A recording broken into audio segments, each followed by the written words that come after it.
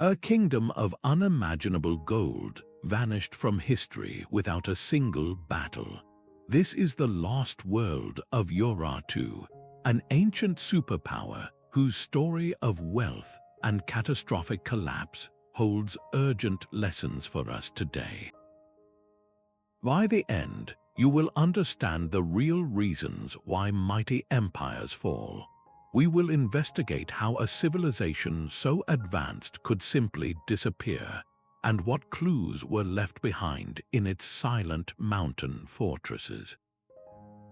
What does it take for an entire society to be erased from memory? This challenging landscape demanded resilience, and the Urartians possessed it in abundance. They looked upon these formidable mountains not as barriers, but as opportunities. The very rock that provided their defense also concealed their greatest treasure. Deep within the earth lay veins of copper and iron, but most importantly, gold. The kingdom's rise was literally forged from the metal they extracted with incredible skill. They became master metallurgists, their artisans creating weapons of unparalleled strength and objects of stunning beauty. This was not just wealth for its own sake, it was the fuel for their entire civilization. The control of these metal resources, especially the coveted gold, gave Urartu immense economic power. They could trade with neighboring empires, arm a formidable military, and commission grand construction projects that proclaimed their glory to the world. Yet this dependence on a single, finite source of wealth created a hidden vulnerability. A kingdom built on such precious foundations is always at risk, its splendor tempting envious eyes from every direction. What happens when the very source of your power becomes your greatest weakness? The answer would be written in fire and conquest. That description of silver being as common as dust was not just ancient exaggeration. Assyrian inscriptions, carved into stone to celebrate their own power, inadvertently gave us a map to Urartu's source of strength. They spoke of the Taurus Mountains with a kind of covetous awe, listing the vast quantities of metal they extracted as tribute after their military campaigns. This was a land so rich that its very soil glittered with potential. Urartu's engineers did not just find mines, they created them, cutting deep into the mountain rock with shafts and tunnels that are still visible today. Their true genius, however, lay not in extraction but in transformation. In smoky workshops filled with the roar of furnace fires, these master smiths performed a kind of alchemy. They learned to alloy copper with tin to create bronze of a superior hardness, and their ironworking techniques produced weapons that were stronger and more resilient than those of their rivals. But for their most precious creations, they turned to gold. Using the lost wax method, they achieved a level of artistry that still astonishes. An artisan would first sculpt a figure from beeswax, capturing every minute detail, down to the feathers on a winged god or the folds in a priest's robe. This wax model was then encased in clay, creating a mold. When the mold was heated, the wax would melt and drain out, leaving a perfect hollow cavity. Molten gold was then poured into that space, filling every crevice. Once the metal cooled, the clay shell was broken away, revealing a solid gold object of breathtaking complexity. These were not mere decorations. They were offerings to their chief deity, Haldi, stored in vast temple treasuries that doubled as the kingdom's central bank. This fusion of geological fortune and human ingenuity created an economic engine that powered everything. It funded the armies that protected the trade routes, and it paid for the architects who designed the impregnable fortresses. Yet this very source of splendor created a perilous paradox. A kingdom whose wealth was so visibly tied to the earth became a fixed target on the map for every rising empire. The gold that built their walls was the very reason those walls would one day be tested. From their golden treasures, the Urartians built monuments of stone meant to last for eternity. Perched on dizzying cliffs and barren mountain ridges, their fortresses were feats of engineering designed to dominate the land. The capital city of Tushpa, rising from the stark shores of Lake Van, was the heart of this defensive network. Its walls were constructed from colossal blocks of dark basalt, so immense that later civilizations believed only mythical giants could have moved them. These were not just barriers, they were statements of absolute power carved directly into the mountainside. One such citadel, Irrabuni, was founded by King Argishti I. An inscription left at the site declares it was built for the glory of the land and to hold his enemies in fear. This was psychological warfare set in stone, a constant reminder to any who looked upon it that Urartu's reach was long and its will unbreakable. Within these formidable walls lay a carefully planned world. Archaeologists have uncovered vast storage rooms filled with towering ceramic jars known as pithoi. Each one was taller than a person and could hold thousands of liters of grain, wine, or precious olive oil. This was the kingdom's strategic reserve, a system designed to endure years of siege and ensure the population would not starve. The very existence of these granaries points to a highly centralized and efficient administration, one that could collect, manage, and protect the fruits of the entire land. Building on such a scale required more than just brute force. It demanded sophisticated knowledge of masonry, logistics, and geology. Quarrying, transporting, and lifting these multi-ton stones into precise positions on a remote mountaintop was a staggering achievement. Every fortress was a testament to human ingenuity conquering a brutal environment. They were symbols of security, the ultimate safeguards for the gold and the people within. Yet the sheer scale of their defenses whispers a different, more anxious story. Why build such impregnable bastions if you do not live in constant fear of attack? The very stones that proclaim their strength also betray a deep-seated vulnerability, a kingdom forever looking over its shoulder, waiting for the next threat to emerge from the horizon. The power of Urartu's kings was carved not only in stone but also in the heavens. They ruled by a divine mandate, serving as the chief priests and direct representatives of the gods. This was a kingdom where faith and politics were two sides of the same golden coin. At the summit of their pantheon stood Haldi, the supreme god of war and the nation's divine protector. Victories on the battlefield were not merely credited to the king's strategic mind, but to Haldi's direct intervention. An inscription from King Sarjuri II lays this bare for all to see. It reads, "I dedicated to the god Haldi these shields, these spears, these men and women." This was more than just a religious offering. It was a public record of divine favor, a transaction of power where spoils of war were exchanged for continued blessing. Alongside Haldi stood two other major deities, Tesheba, the god of storm and thunder, and Shuvini, the sun god. Together, this divine triad mirrored the fundamental forces of nature the Urartians sought to appease for rain, for harvest, for victory. Their worship was not a private matter but a grand, state-sponsored spectacle. Religious ceremonies unfolded in vast temple complexes built right beside royal palaces, a physical architecture that constantly reinforced the message. The king's success was the god's success, and the kingdom's prosperity was proof of their sacred covenant. This fusion was a brilliant ideological tool, unifying a diverse and mountainous empire under a single spiritual and political banner. Piety was framed as a matter of national security, essential for winning battles and ensuring the land remained fertile. But this total intertwining of divine right and royal power created a profound vulnerability. What happens to a king's authority and the very stability of his state when the armies begin to lose, when drought strikes and the harvests fail? The covenant between the king and his gods was unbreakable until the moment it was broken by misfortune, shaking the very foundations of their world. These royal boasts were carved into stone for a reason, meant to echo through the centuries.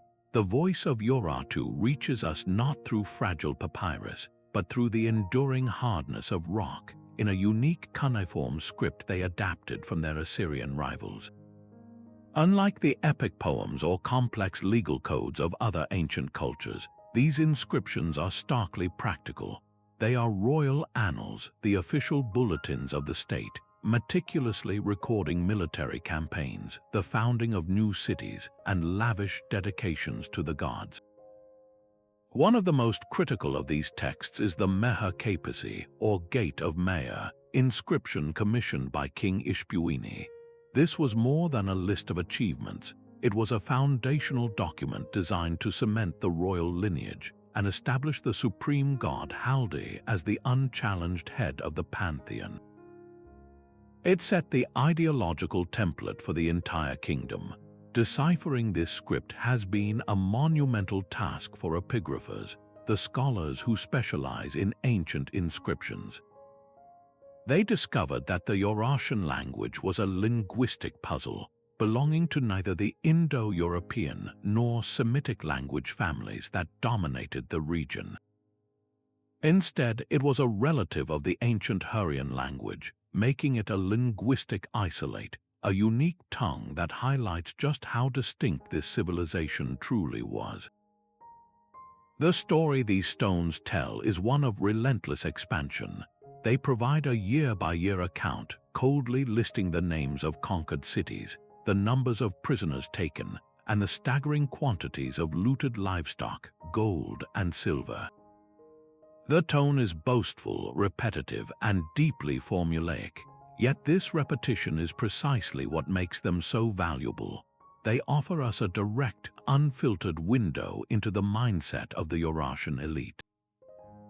Their worldview was built on three unshakable pillars: divine favor, military might, and the eternal glory of the king. But this is a profoundly one-sided narrative. These inscriptions shout the triumphs of the powerful, while the voices of the common people, the farmers, the artisans, the soldiers who built this empire, are utterly silent. To hear their whispers, we must turn away from these grand monuments and look instead at the humble, intimate objects they left behind in their daily lives. But the true voice of Urartu is not only found in the cold, hard words of its kings. It sings out from the objects they left behind, masterpieces of metal that tell a story of artistry and daily life far richer than any royal inscription. In smoky workshops, artisans transformed the kingdom's abundant resources into breathtaking creations. They hammered bronze into massive cauldrons, their rims decorated with processions of winged deities, and they sculpted silver into elegant drinking horns shaped like rams and bulls. Their goldsmiths worked with incredible precision, crafting delicate earrings and necklaces inlaid with vibrant semi-precious stones like carnelian and lapis lazuli. One of the most remarkable finds is a bronze quiver discovered at the site of Khamir Blur. Its surface is not plain but tells a story. It is decorated with a detailed scene of a ritual hunt, showing chariots, soldiers, and mythical creatures locked in a dynamic narrative. This was more than just a container for arrows. It was a wearable work of art. Another common object, the bronze belt, reveals much about their society. These were not simple strips of metal. They were wide plaques, often decorated with intricate geometric patterns and powerful images of lions, gods, and sacred trees. Such a belt was likely a powerful symbol of status, perhaps denoting a soldier's rank or a priest's office. Wearing it was a public declaration of one's place in the world. We can see the influence of their powerful neighbors, Assyria and North Syria, in some of these designs, but the Urartians perfected a style all their own. Their figures often have a formal, almost heraldic symmetry, a kind of stiff grandeur that is instantly recognizable. The reach of these craftsmen was immense. Urartian bronze vessels have been discovered in the tombs of Etruscan nobles in Italy and within the great city of Gordian in Phrygia. They were luxury goods traded across the known world, a testament to their superior quality and desirability. This incredible artistic flourishing was the direct result of peace and prosperity, of an economy stable enough to support such specialized craftsmanship. The beauty they created, however, carried a hidden curse. These very objects, so prized for their artistry, would soon become the most sought-after trophies for the enemies who gathered at the gates. Their value ensured they would be looted, scattered, and preserved in foreign lands, long after the civilization that created them had turned to dust. This military might was projected with chilling efficiency from the royal chariot. The king was not a distant ruler, he was a field commander, leading his armies directly into the fray. His presence on the battlefield was a powerful symbol, uniting the divine authority of the priesthood with the raw power of the general. Inscriptions from the reign of Sargery I do not simply list his titles, they roar them. He called himself the King of Kings, a direct and defiant challenge to the Assyrian emperor who claimed that very title. This was more than just boasting, it was a declaration of total war for control of the ancient world. Under his successors, like the ambitious Argishti I, the Urartian war machine surged outward. Their iron-tipped spears and disciplined infantry were not just for defense. They were tools of conquest, pushing the kingdom's borders to their greatest extent, seizing control of vital trade routes that led to the riches of the Mediterranean.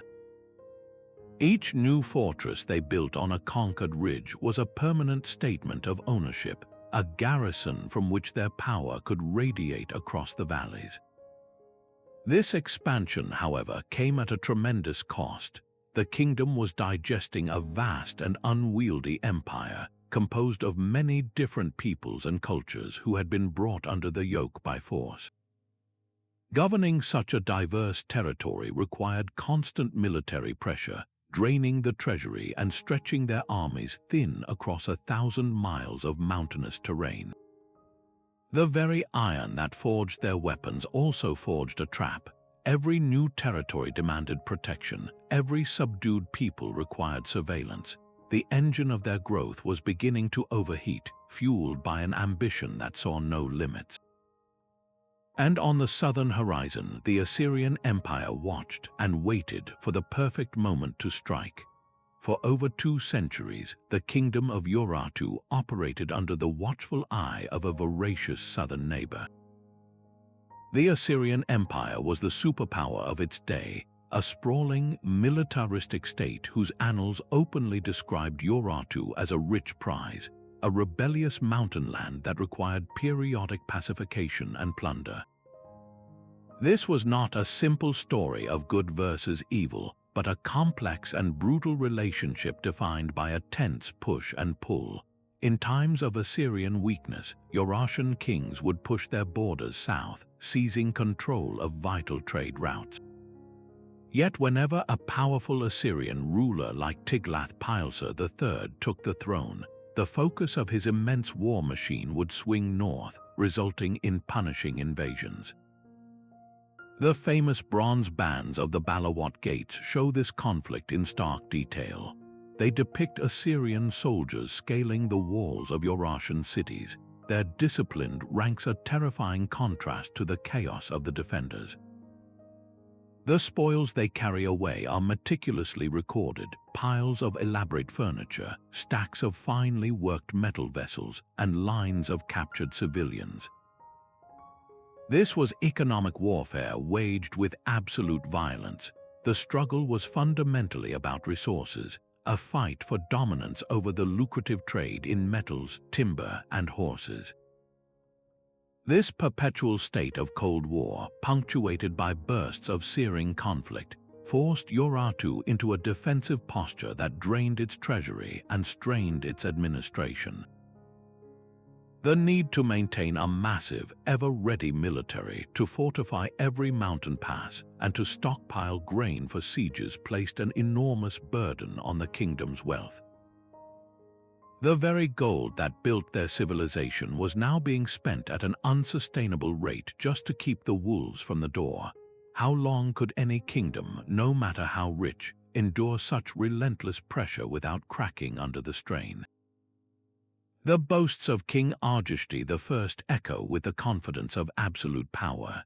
His reign marked the zenith of Urartu, a golden age carved from the spoils of relentless conquest.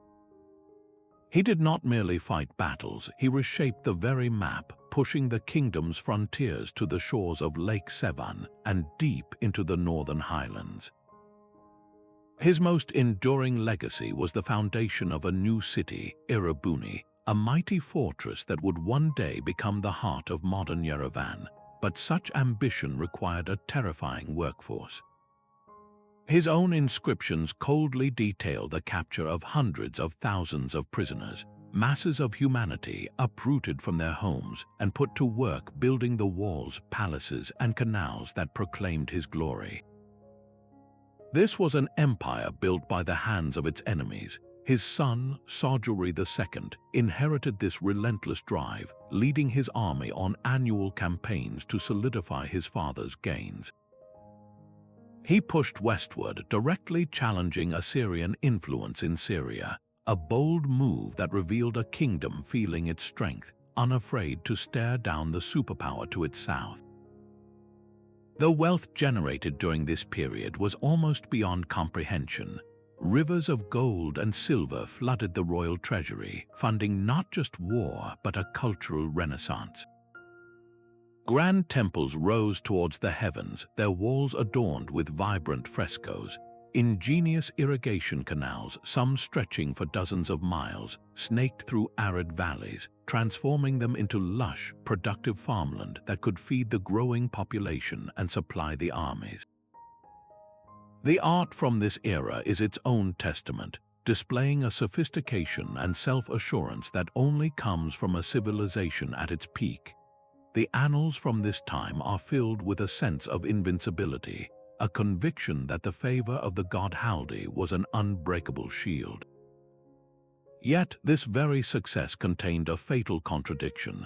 Every new city demanded a garrison, every conquered people required a standing army to watch over them. The kingdom was stretching itself over a vast and mountainous empire, its administration strained, its resources diverted to control restless populations who remembered their lost freedom. The seeds of decline were quietly sown in the soil of this magnificent, unchecked expansion. How long can an empire stand when its foundations are built on the resentment of thousands? The golden age of Urartu ended not with a slow decline, but with a single, shattering blow. In the year 714 BC, the Assyrian king Sargon II, a ruler of immense ambition and frustration, decided to break the northern kingdom for good. His goal was to seize control of the vital metal trade once and for all. In a breathtakingly risky maneuver, he led his entire army not around the mountains, but directly through their most treacherous and undefended passes, a route so difficult the Urartians believed it was impassable. They were wrong. Sargon emerged from the highlands like a storm, descending into the very heart of the kingdom. His own triumphant record, a detailed letter to the god Ashur, provides a chilling inventory of the destruction. He targeted the holy city of Musasir, a spiritual center for all of Urartu. His soldiers looted its magnificent temple, carrying away the entire royal treasury. But they took more than gold, they took the kingdom's soul. The troops seized the solid gold bed of the Urartian king, and most catastrophically, the sacred cult statues of the god Haldi and his consort Bagbatu. In the ancient world, this was more than theft, it was a theological catastrophe. The capture of a nation's chief deity was seen as the god himself willingly turning his back on his people, revoking his divine protection. The psychological impact was immediate and absolute. When King Rusa I received the news that his god was a prisoner and his holy city desecrated, the ancient accounts say he fell into utter despair and took his own life. The unbreakable covenant between the king and the gods was publicly broken. The aura of Urartian invincibility evaporated overnight. Neighboring tribes and long-suppressed vassals, seeing the great power humiliated, rose in rebellion. The economy, stripped of its central treasury and the confidence needed for trade, went into a tailspin from which it would never recover. Though the kingdom would linger on the map for another century, its spirit was broken. It was thrust into a permanent defensive crouch, its golden age extinguished in the smoke from a single, sacred city. A kingdom held together by force remains fragile long after its walls are built. The true vulnerability of Urartu lay not only in its enemies, but in its own sprawling, restless composition. This was not a unified nation, but a collection of conquered peoples, from the Hurrians in the west to the diverse Neri tribes of the Highlands. These groups were bound to the central throne by little more than the threat of the king's army and the demands of his tax collectors. Local chieftains who had once ruled their own valleys now answered to a distant monarch, forced to send their young men as soldiers and their harvests as tribute. This system created a deep well of resentment, a quiet friction that constantly eroded the empire's foundations from within. The entire economy was built for perpetual motion, reliant on a constant influx of war plunder and captive slaves to fuel its grand projects and enrich its elite. A single failed campaign or even a period of peace could trigger an economic crisis, leaving the state without the resources it needed to maintain its own expensive infrastructure. The disparity between the ruling class and everyone else was stark. Inside the mighty citadels, the nobility lived surrounded by gold and luxury, their power proclaimed in every polished bronze vessel and intricate fresco. Outside those walls, the farmers, herders, and artisans whose labor paid for it all lived a life of toil, with little share in the splendor their work supported. As the central authority began to weaken, the outlying regions were the first to break away. Archaeological sites reveal a telling pattern. Remote fortresses were suddenly abandoned or violently destroyed. Were these casualties of foreign invasion or the scorched earth of local rebellions? It seems the very people who were conquered to build the empire may have been the first to tear it down when the king's grip loosened. A civilization forged in the fire of conquest must eventually learn the slower, more difficult art of governance and integration. There is little evidence that Urartu ever mastered this transition. It remained a colossus of coerced parts, outwardly mighty but internally fractured, waiting for a shock that would reveal just how brittle it had become. Just as the kingdom struggled to recover from its spiritual collapse, a new kind of terror descended from the northern steppes. The Scythians were not an empire you could reason with or fortify against in any conventional way. They moved like a force of nature, a swirling cloud of horse archers whose entire way of life was warfare. Their power came from the composite bow, a masterpiece of engineering crafted from wood, sinew, and horn. This weapon could fire a hail of arrows with devastating accuracy from the back of a galloping horse, turning their entire army into a mobile platform of death. Against the slow, heavily armored infantry of Urartu, it was a nightmare. The Scythians had no interest in besieging the great citadels. They simply flowed around them like water around a stone, striking at the kingdom's soft underbelly. They raided the unprotected farmlands that fed the cities, ambushed the caravans that carried vital trade, and slaughtered anyone caught outside the fortress walls. The very geography that had protected Urartu for centuries now worked against it, as these nomadic warriors used the same mountain passes to strike deep into the heartland. An inscription from this desperate time records that a King Rusa II fell in battle against the Cimmerians, close cousins to the Scythians. This was an unthinkable catastrophe, a clear sign that the royal army could no longer protect its own king, let alone the people.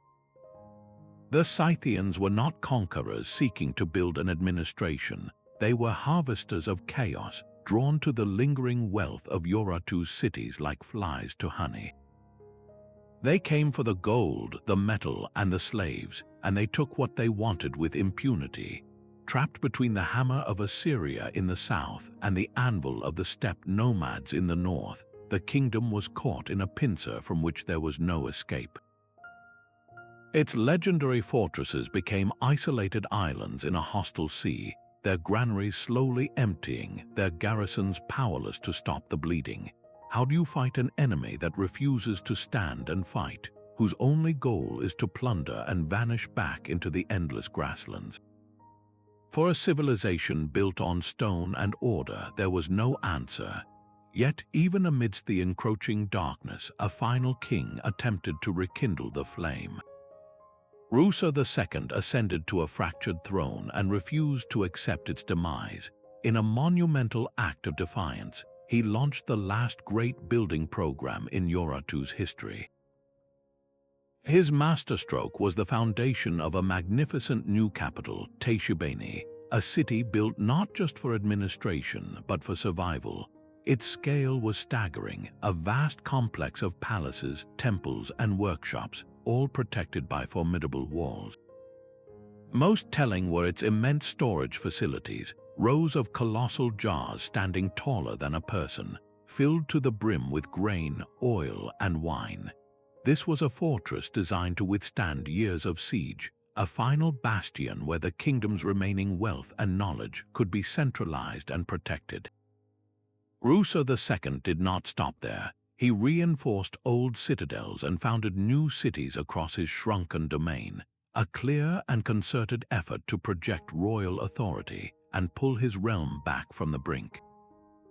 For a fleeting moment, it seemed to work. The kingdom, leveraging its remaining resources and perhaps benefiting from the Assyrian Empire's own distractions, experienced a final Indian summer. The workshops of Tashibeni hummed with activity, producing exquisite bronze artifacts and weapons, an echo of the old craftsmanship. But this revival was an illusion, a desperate gamble that ultimately accelerated the end. In creating a single, incredibly well-stocked repository for his kingdom's remaining treasure, Rusa II had not built a sanctuary, he had built the ultimate prize. To the nomadic Scythian horsemen roaming the foothills, Tashibeni was not a symbol of renewed power.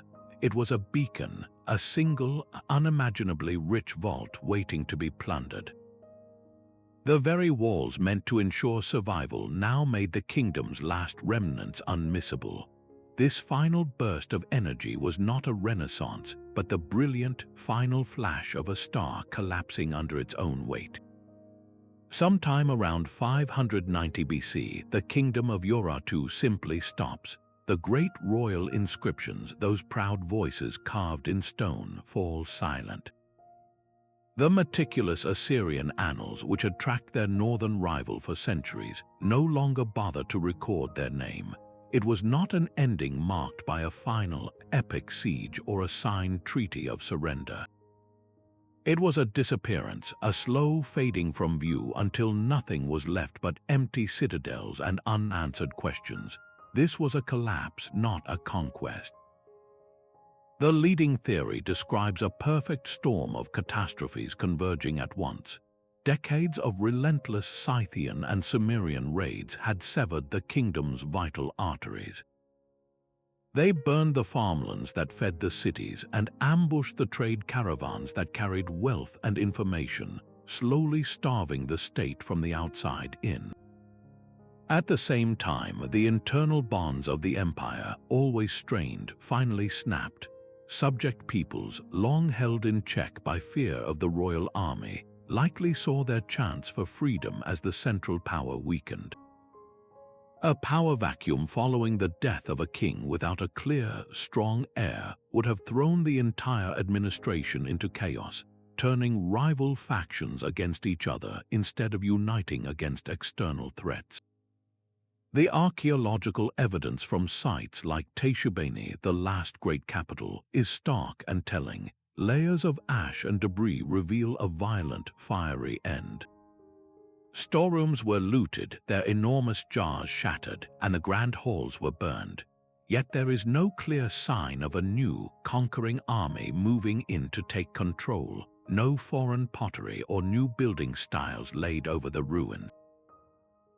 This was not a replacement, it was an erasure. The state itself, the complex system of tax collection, military command, and religious authority, simply dissolved. The great fortresses, once bustling centers of power, were left to the wind. Their gates hung open, their walls stood empty, and the echoes of a civilization that had dominated the mountains for 3 centuries faded into a profound and lasting silence. Why does a mighty kingdom vanish without a single recorded final act? The answer lies not in one cataclysm, but in the slow, relentless unraveling of everything that held it together. For over 2,000 years, the kingdom of Urartu was little more than a ghost, a name whispered in the Bible as Ararat and preserved in the boastful stone records of its Assyrian enemies. Its cities were lost, its language forgotten, its very existence doubted by scholars. The first clues to its resurrection were not found in a grand tomb, but etched onto the faces of remote cliffs surrounding Lake Van. 19th century European travelers, drawn by tales of the ancient world, began reporting strange, neatly carved symbols on the stone, a cuneiform script that was clearly not Assyrian. Who had left these mysterious messages high on the inaccessible mountain ridges? The answer began to emerge with a monumental intellectual breakthrough, the slow and painstaking decipherment of the Urartian language. This was the moment the kingdom truly began to speak for itself, no longer just a name in an enemy's chronicle. Urartu now had its own voice, telling of its kings, its gods, and its conquests directly from the rock. This linguistic key unlocked a flood of archaeological discovery. In the early 20th century, systematic excavations began with Russian and later Soviet, Turkish, and Armenian teams uncovering the bones of the empire. They revealed the colossal stone foundations of Irrigation, the sprawling complex of Teshubeni, and the fortified heights of Toprakale. At the site of Khamir Blur, archaeologists made a find that breathed life into the ancient economy. They uncovered vast storage halls filled with enormous ceramic jars called pithoi, each one taller than a person. Reaching inside, they found not dust, but the carbonized, tangible remains of grain stored for over 2 millennia. You could hold in your hand the very wheat that was meant to feed an army, a direct physical connection to the kingdom's logistical power. Every new dig adds another piece to this immense puzzle. The excavation of humble domestic quarters with their simple pottery and cooking tools tells us far more about daily life than any royal inscription. The discovery of royal tombs, though often looted in antiquity, offers fleeting glimpses into burial customs and the wealth that accompanied the elite into the afterlife. Today, the search continues with advanced tools.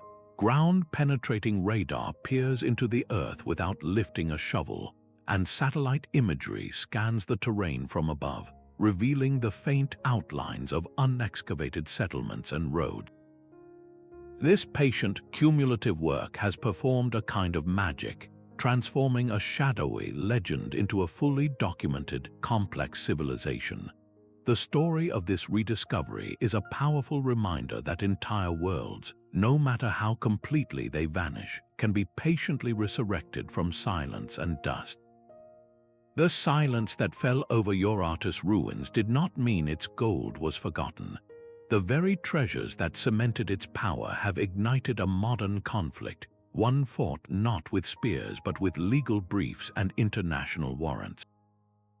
Many of the most breathtaking Urartian artifacts that dazzle us today, from delicate gold bracelets to silver horse frontlets, were not uncovered by archaeologists. They were ripped from their tombs by looters, their precise origins lost the moment a shovel breaks the sacred ground. These objects then begin a shadowy journey, passing through the illicit antiquities trade before emerging, polished and serene, in the display cases of prestigious museums and private collections thousands of miles away. A single looted gold plaque, for instance, was dramatically seized just before its sale at a New York auction house, a stark reminder that the market for these treasures remains dangerously vibrant. The true tragedy of looting is not merely the theft of an object, but the erasure of its story.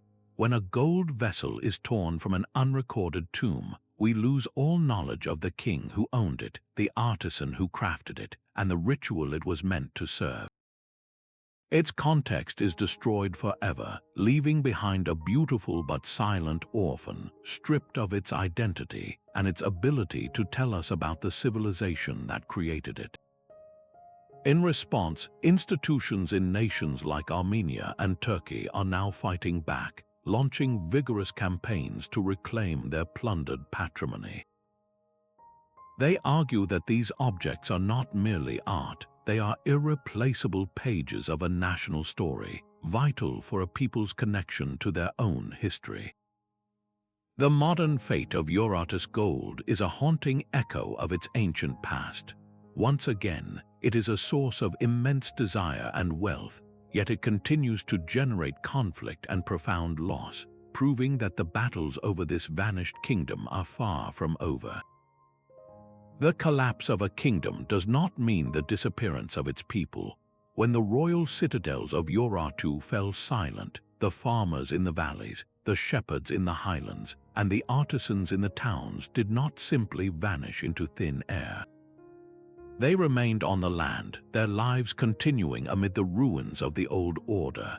A compelling case emerges from the evidence that these people, the descendants of Urartu, became a fundamental part of the Armenian nation. The very heartland of the ancient kingdom, the rugged Armenian Highlands, is the historic and emotional core of Armenia. This is not a coincidence, but a clue to a profound continuity. We can hear echoes of the old language in the new. The name of the supreme Urartian god, Haldi, resonates in the Armenian word for God, Astvats, a linguistic thread stretching across the centuries. The landscape itself holds memories, with numerous place names from the Urartian period surviving unchanged, stubbornly persisting through conquest and the passage of time. Even as the Armenian language, which belongs to the Indo-European family, established itself, it absorbed a deep substrate of Urartian words, especially for the things that define daily life, terms for local plants, specific types of stone, and farming tools. This was the vocabulary of the earth itself, passed down from one generation to the next. For the Armenians, the kingdom of Van, as they called Urartu, was never a forgotten myth. It remained a powerful part of their historical consciousness, a golden age in their distant past, and Mount Ararat, the majestic peak that once watched over the Urartian kingdom, was adopted as the eternal national symbol of Armenia. This deep connection suggests a crucial reinterpretation of history.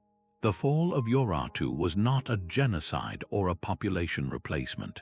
It was a political and military collapse at the top, while the vast majority of the people endured below. They adapted, intermarried with new arrivals, and slowly forged a new identity, blending the old Urartian substrate with fresh cultural influences. In this light, the legacy of Urartu is not confined to museums. It lives on, a living, breathing strand woven directly into the fabric of Armenian identity, a testament to the resilience of a people who outlasted the empire that once ruled them. The true wealth of Urartu flowed not in its golden rivers, but in the life-giving water it commanded. Across a harsh and mountainous landscape, the kingdom's engineers performed a miracle of sustained effort, taming the very environment that defined them. This was a civilization that understood water was more precious than any metal, the vital resource that could turn barren plateaus into breadbaskets capable of feeding an empire. Their most ambitious project stands as a timeless monument to this vision. King Menua ordered the construction of a monumental canal, a waterway stretching an astonishing 56 miles from its source to the capital city of Tushpa. The scale of this undertaking is almost beyond comprehension. Imagine teams of laborers using nothing but bronze and iron tools, cutting a channel through solid bedrock, navigating valleys, and maintaining a precise, gentle slope for the water to flow effortlessly for its entire journey. They achieved a gradient so consistent that parts of this ancient canal remain in use even today, a working legacy after nearly 3,000 years. This was not an isolated feat. A vast network of smaller canals, aqueducts, and sophisticated reservoirs crisscrossed the kingdom, all designed with a singular, brilliant purpose: to bring stability to an unpredictable land. Arid valleys were transformed into lush, irrigated fields that could yield multiple harvests, supporting the dense populations living in the shadow of the great fortresses. But the water had a dual purpose, serving both life and war. These same canals were ingeniously designed to fill deep, defensive moats surrounding the citadels, creating watery barriers that made the already formidable stone walls nearly impossible to assault. This mastery over water reveals the ultimate source of Urartu's power. It was not just military might or divine favor, but a profound organizational genius.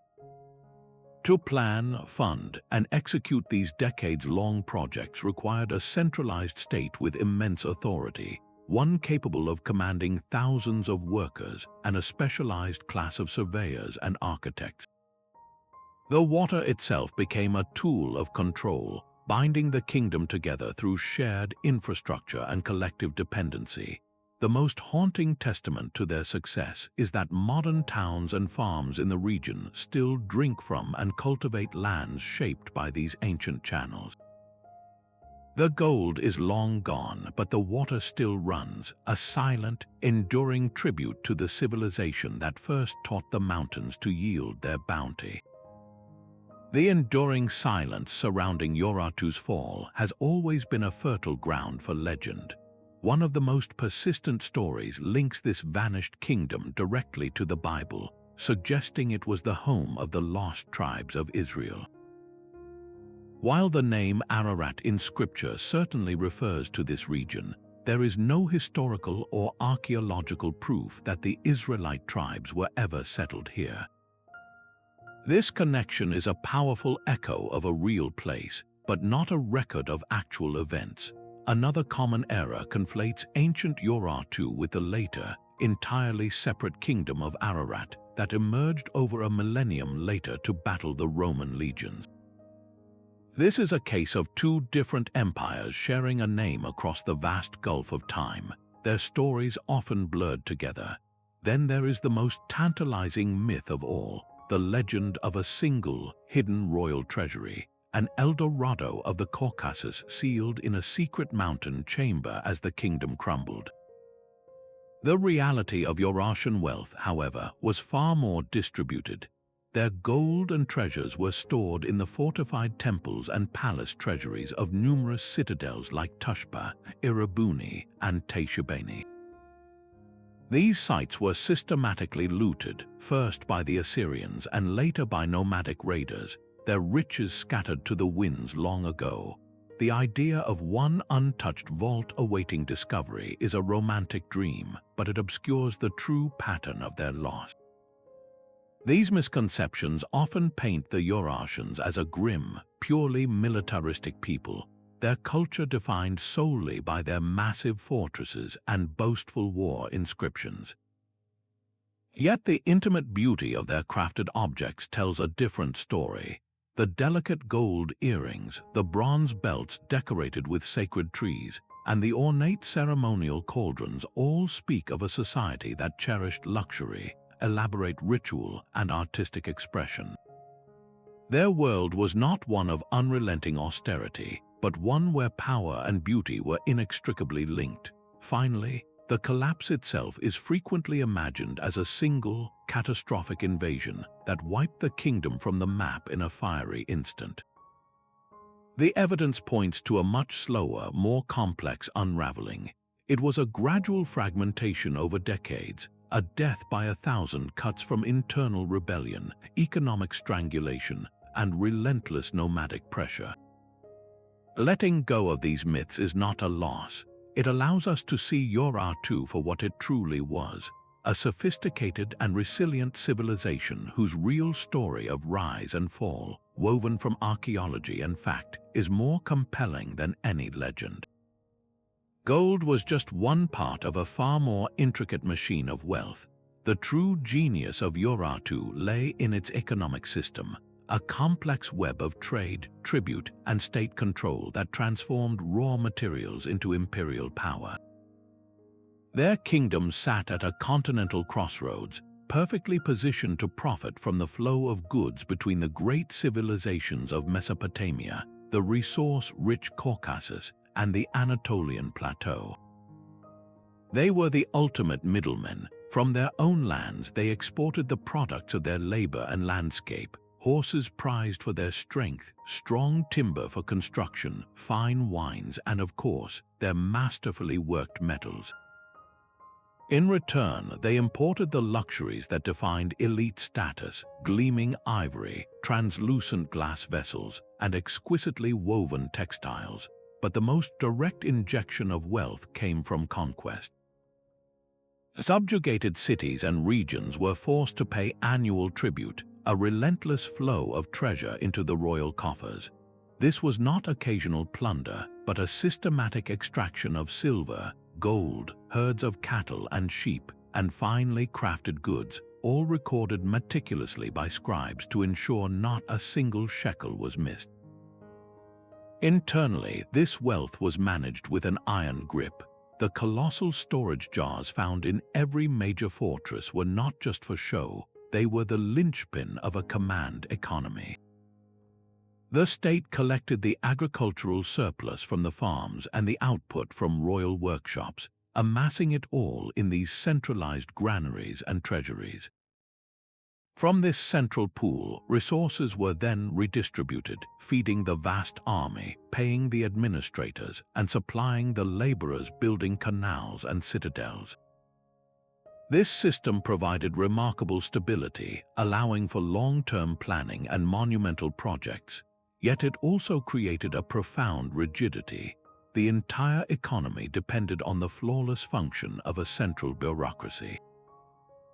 A poor harvest, a disruption in tribute, or administrative corruption could send shockwaves through the entire kingdom, with no independent markets to cushion the blow. Their wealth was not merely a gift of the mountains, but a testament to brilliant, if brittle, management.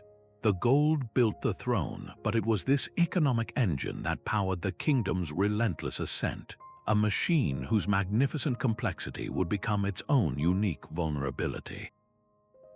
The true pulse of Urartu beat not in its throne rooms, but in the small mud brick villages clinging to the slopes below the great citadels. For every king whose name was carved in stone, there were thousands of anonymous farmers, their lives defined by the rhythm of the seasons and the weight of their labor. Their world was built from sun-dried brick, with simple, single-room homes clustered together for community and protection. Stepping inside one of these dwellings, you would find a space centered around a central hearth, the air scented with the smoke of cooking fires and the earthy smell of stored grain. The family's entire wealth might be counted in a few ceramic pots, some bronze tools, and the woven textiles produced at home. Their diet was a testament to resilience, a steady rotation of barley and wheat porridge, lentil stews, and cheese from their herds of sheep and goats. On occasion there would be meat, and always there was wine.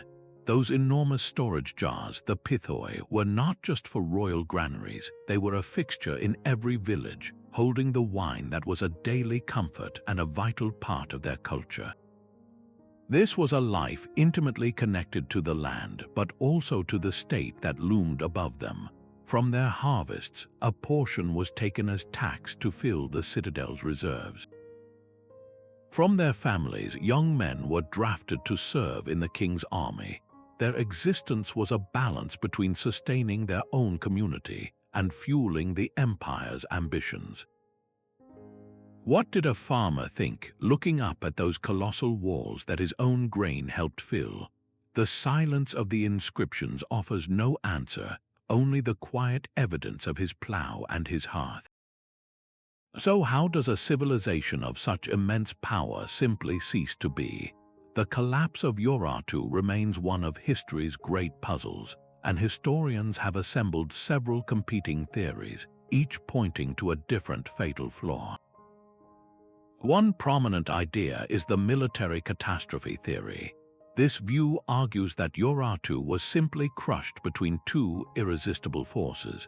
From the south, the Assyrian war machine continued its relentless, draining campaigns, while from the northern steppes, the Scythians brought a new kind of warfare for which the kingdom had no answer. Their hit-and-run raids systematically severed the empire's lifelines, burning farms and ambushing trade caravans until the economic body of the state was bled dry. A second, equally compelling argument is the economic collapse theory. Urartu's wealth was not organic, it was extracted. The entire system depended on a constant influx of tribute from conquered lands and the plunder from victorious wars. When military expansion stalled and then reversed, that river of wealth dried up. The centralized state, with its massive overhead for armies and granaries, suddenly found its coffers empty, leading to internal famine and the inability to pay the very soldiers who defended it. Then there is the political fragmentation theory. The empire was a patchwork of conquered peoples held together by fear and force. This theory suggests that without a continuous line of powerful, charismatic kings, the center could not hold. Local governors or rival princes, sensing weakness at the capital, likely seized the opportunity to break away, fragmenting the kingdom into smaller, squabbling states that could be picked off one by one. A more recent and haunting possibility is the environmental theory. What if the final blow came from the sky? Evidence from ice cores and lake sediments points to a period of severe, prolonged drought in the 7th century BC.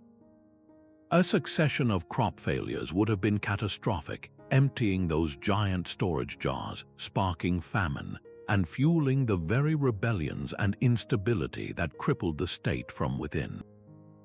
In the end, the most likely explanation is that there was no single villain. Urartu did not fall to one enemy or one mistake. It succumbed to a perfect storm, a synergistic failure where military pressure, economic bankruptcy, political disintegration, and environmental disaster all converged. Each weakness amplified the others, creating a cascade of crises that swept away a 300-year kingdom, leaving behind only silent stones and a warning about the fragility of even the mightiest empires. Even with all we have uncovered, the story of Urartu remains a manuscript with crucial pages missing. Decades of dedicated research have failed to answer some of the most basic questions about how this civilization truly lived and thought. We possess their royal proclamations, but what of their stories, their songs, or their private letters? The stark, formulaic inscriptions on stone are all we have, leading to a haunting possibility. were more nuanced histories or literary works written on perishable materials like parchment, wooden tablets, or even papyrus. If they were, they have long since crumbled to dust, leaving a silent void where their true voice should be. The inner workings of their royal court are equally mysterious. We do not fully understand their laws of succession. Was the throne always passed from father to son, or were there brutal struggles between rival branches of the royal family? Scholars still debate the precise order and relationships of the kings, piecing together a timeline that is full of gaps and contradictions. The kingdom's final act is the greatest enigma of all. The last Urartian kings are little more than ghostly names. What were their desperate strategies as their world contracted? How did the crown finally pass, or was it violently seized? The details of their interactions with the Medes, the new power that absorbed their territory, are almost entirely lost, a shadowy transition that changed the ancient Near East. Yet these very mysteries are what fuel modern exploration. The focus is now shifting away from the grand citadels to the humble rural villages and distant border forts. It is here, in the remains of a commoner's house or a remote garrison, that we might finally hear the whispers of the everyday people who formed the backbone of the empire. New scientific tools are acting as a form of time travel. DNA analysis of skeletal remains can now trace family lineages and map ancient migration patterns, revealing the genetic story of the Urartian people themselves. Strontium isotope analysis of teeth can tell us where an individual was born and raised, uncovering the movement of soldiers, artisans, or captives across the kingdom. Each shard of pottery, each seed, each skeleton is a new piece of the puzzle. A single discovery in a forgotten tomb or a sealed archive could suddenly clarify a dynasty, reveal a lost epic, or rewrite the final chapter of their collapse. The Chronicle of Urartu is not a closed book. It is a story still being excavated, word by patient word from the earth. Those silent fortresses were not abandoned by history, they were simply repurposed by new masters. When the Medes swept through the region, followed by the mighty Achaemenid Persians, they did not find a blank slate. They inherited a fully operational imperial infrastructure, a ready-made network of roads, canals, and formidable mountain citadels. The Persian Empire, the largest the world had yet seen, was a master of administrative efficiency, and they wisely absorbed what Urartu had built. The old Urartian centers became satrapies, provincial capitals within a vast new system of control. The very skills that had defined Urartu, its mastery of metal, continued to fuel the regional economy for centuries under Persian rule. The forges that once supplied the armies of King Sarjuri now produced arms and treasure for the King of Kings. This was not a clean break, but a seamless transfer of technological and organizational knowledge. The deepest continuity, however, was cultural. The Kingdom of Armenia, which rose to prominence in the centuries after Urartu's fall, did not emerge in a vacuum. It grew directly from the same soil among the same people. You can see this lineage etched in stone. Look at the grand Armenian churches and memorial steels known as kochkars. The intricate geometric patterns and the formal, almost heraldic style of their carvings are a direct echo of the artistry found on Urartian bronze belts and temple walls. The Armenian language, while new to the region, absorbed hundreds of words from the Urartian substrate, especially for the mountains, the stones, and the agricultural tools that defined daily life in the highlands. Even the name of the Great Lake, Van, endures as a living monument, a direct link to the Urartian capital of Tushpa that once stood on its shores. This persistence reveals a profound truth about the flow of history. The collapse of a state is not the same as the extinction of a culture. The political entity called Urartu vanished, but its people remained, their knowledge, their crafts, and their adaptations slowly blending into a new identity. The legacy of Urartu is therefore not one of mere memory, but of foundation. Its stones became the bedrock for new kingdoms, its water channels still nourished the fields, and its people helped forge the future of the Caucasus. In this light, the story of Urartu transforms from a tragic ending into an essential beginning, a powerful reminder that even the most silent ruins can whisper into the ears of the future. The chronicles of Urartu are a stark mirror held up to the nature of civilization itself, reflecting a timeless cycle of dazzling ascent and catastrophic silence. This was not merely the story of a kingdom that found gold and built walls. It was a profound lesson in the delicate balance of human ambition.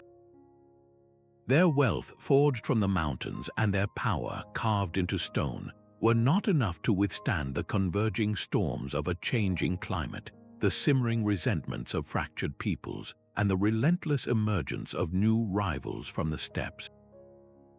No empire, no matter how wealthy or seemingly impregnable, exists in a vacuum, immune to the unpredictable tides of history. Yet, the true legacy of Urartu is not one of pure tragedy. It is a testament to human resilience. The kingdom's political structure vanished, but its people endured, their knowledge, their language, and their spirit woven into the very fabric of the lands they once ruled. Their story did not end, it transformed, its echoes living on in the place names of Armenia, the intricate patterns of its art, and the enduring flow of its ancient canals. As we leave the silent fortresses of this vanished world, a final question lingers. What other lost chronicles are buried beneath the dust of centuries, and what urgent wisdom might they whisper to our own interconnected and equally fragile global civilization? If this journey into the heart of a forgotten empire has sparked your curiosity, we would love to hear your thoughts in the comments, and subscribing will ensure you join us as we continue to uncover the great mysteries of our shared past.